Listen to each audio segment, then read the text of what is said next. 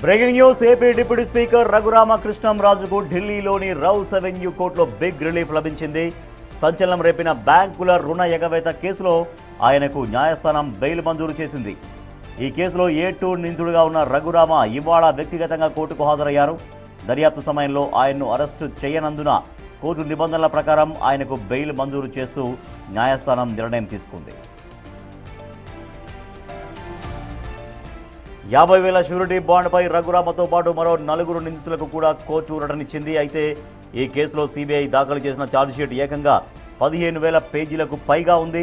ఇంత భారీ స్థాయిలో ఉన్న పత్రాలని పరిశీలించేందుకు సమయం కావాలని నిందితుల తరపు న్యాయవాదులు కోర్టును కోరారు. దీనికి అంగీకరించిన న్యాయస్థానం పత్రాల పరిశీలన కోసం తదుపరి విచారణను జూలై 6, 2026కు వాయిదా వేసింది.